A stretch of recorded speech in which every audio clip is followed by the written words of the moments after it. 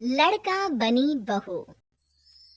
पूरे 28 साल का हो चुका था ऋषभ, लेकिन शादी करने को तैयार ही नहीं था। माँ बाप पूरी तरह से परेशान हो चुके थे। जब भी किसी लड़की का रिश्ता ऋषभ के लिए लेकर आते तो वो शादी करने से साफ मना कर देता, चाहे लड़की कितनी भी सुंदर, कितनी भी अच्छी क्यों ना हो। ऋषभ के माँ बाप को इसकी वजह समझ में नहीं आ रही थी।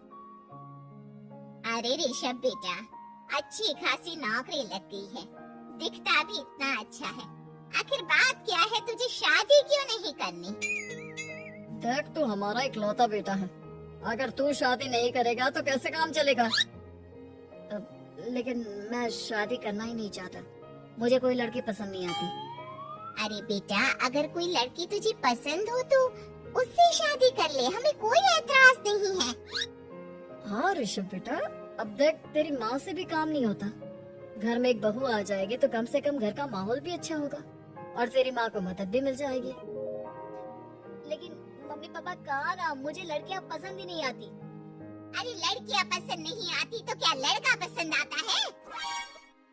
वो तो वक्त आने पर ही पता चलेगा।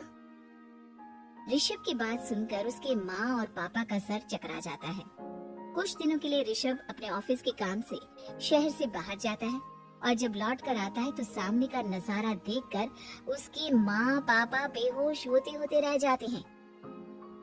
अरे ये क्या, ये तुम्हारे साथ कौन है? माँ, ये दीपक है, मेरी पत्नी। हम दोनों ने शादी कर ली है। दीपक तुम्हारी पत्नी कैसे हो सकता है? अरे दीपिका होती तो बात समझ में भी आती, ये तो लड़का है।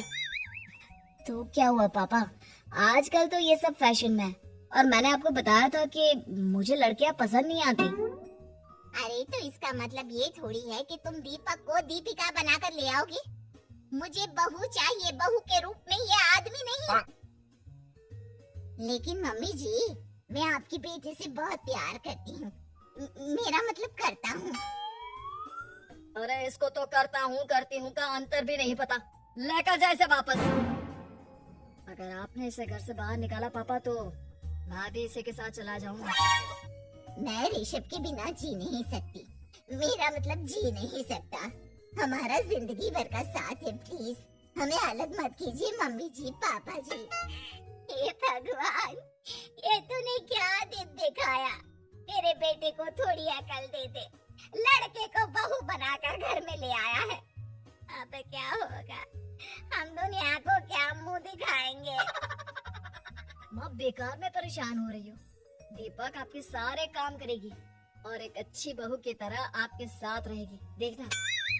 पहले तू खुद तो क्लियर कर ले कि ये कुछ करेगा या करेगी, बाद में हम सोचते हैं कि हम क्या करें। बहू के आने के बाद क्या कहते हैं, मुंह दिखाई की रस्म, तो आप भी वही कर लीजिए। आप चाहे तो मैं पूरे मोहल्ले में न्योता दे आती हूँ। अरे रहने दे, तेरी वजह से बेइज्जती और ज्यादा होगी। आई बड़ी, अब मेरा मतलब है आया बड़ा न्योता देने वाला। अगले दिन सुबह के वक्त दीपक बड़ी नजाकत से चलता हुआ सबके लिए चाय बनाकर सुबह सुबह बालकनी में आ जाता है। प्रणाम मम्मी जी, प्रणाम पापा जी। ये देखिए, चाय बिल्कुल आपकी पसंद की है। मुझे ऋषभ ने सब कुछ बता दिया था कि आपको क्या क्या पसंद है। हे भगवान, ये सब क्या हो रहा है? ये क्या नौटंकी है? नौटंकी कहाँ है? माँ देखिए तो, मेरा दीपक आपका कितना ख्याल रख रहा है। लाओ, अब जो भी है, जैसे भी है, चाय पियेंगे ही सही। थोड़ी देर के बाद, वैसे दीपक, चाय तो तुमने बहुत अच्छी बनाई है, चलो कुछ तो अच्छा हुआ। अगले दिन, अजी सुनते हैं, आज पैरों में बड़ा दर्द हो रहा है, लग रहा है घुटनों में फिर से कुछ न कुछ प्रॉब्लम हो रही है। डॉक्टर ने वो दवाई दी थी, उसकी मालिश करो ना अपने घुटनों पर, आराम मिल जाएगा। वो क्या है ना, खुद के हाथों से ठीक से मालिश नहीं हो पाती। अरे मम्मी जी, आपको परेशान होने की क्या जरूरत है, मैं हूँ ना, लाइए मैं आपके पैरों पर मालिश कर देता हूँ, मेरा मतलब कर देती हूँ। अरे रहने दे, घर में बहू होती तो सेवा करती, यहाँ तो आदमी बहू बनकर बैठा हुआ है। मम्मी जी नाराज मत होइए, एक बार मुझे मौका तो दीजिए आपकी सेवा करने का। अच्छा ठीक है, ये ले दवाई लगा दे। दीपक बहुत अच्छे तरीके से घुटनों की मालिश करता है। थोड़ी देर के बाद इतना आराम मिल रहा है क्या बताऊं, ऐसा लग रहा है मेरे घुटनों में कभी तकलीफ थी ही नहीं।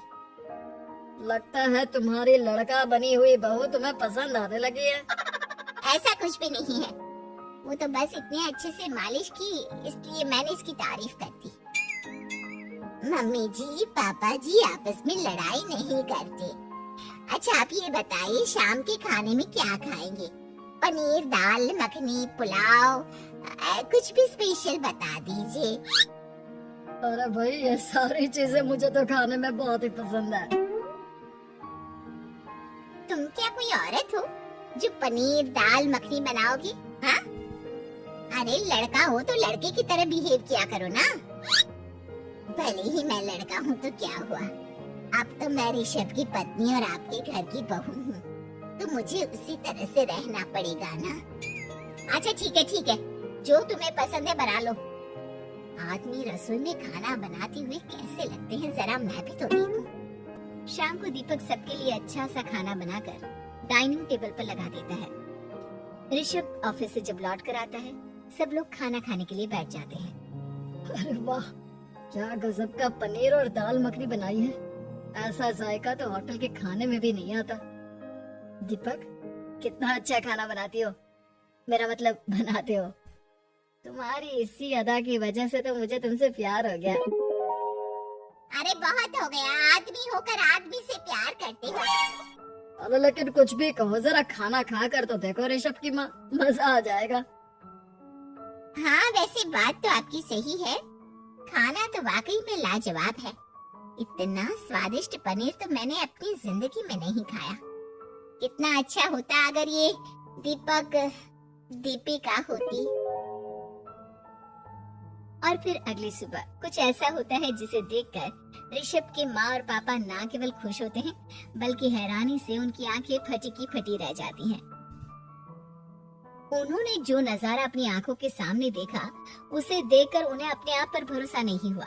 सुबह का वक्त था, सब लोग बालकनी में बैठकर सुबह की चाय का इंतजार कर रहे थे। तभी रसोई में से एक बहुत ही खूबसूरत लड़की जिसके लंबे लंबे बाल थे और जिसने साड़ी पहनी हुई थी हाथ में चाय की ट्रे लेकर वहाँ आती है। अरे ये कौन है? रातों रात हमारा लड़की बहू बन गया क्या? मुझे लगता है कोई सपना देख रहा है। इतनी सुंदर बहू तो हमने सपने में भी नहीं देखी। देखा माँ, जादू हो गया जादू। अरे लेकिन ये है कौन? तुम्हारा वो आदमी वाला पत्नी कहाँ चला गया? आपने मुझे पहचाना नहीं? मैं दीपक नहीं दीपिका हूँ। इतने दिन से लड़की के कपड़े पहनकर आपके घर में आपकी बहू बनी हुई थी। माँ ये दीपक नहीं, दरअसल ये दीपिका थी, लेकिन इसे लड़कों की तरह रहने का शौक था और इसे लड़की की तरह रहना मंजूर नहीं था, इसलिए मैं इसे लड़के के रूप में आपकी बहू बनाकर यहाँ ले आया। तो फिर अचानक ये उसका हृदय परिवर्तन और रूप परिवर्तन कैसे हो गया? वो क्या है ना, मुझे बाद में एहसास हुआ कि आप लोग इस बात को लेकर बहुत दुखी हैं कि आपके बेटे ने एक लड़की के साथ शादी की है, इसलिए मैं अपने असली रूप में वापस आ गई। हमने कोई पुण्य कर्म किए होंगे जो तुम्हारी जैसा, मेरा मतलब तुम्हारे जैसी बहू मिली, इतनी खूबसूरत और इतना ख्याल रखने वाली। भला हो भगवान का कि हमें लड़की बहू मिली है, लड़का बहू नहीं।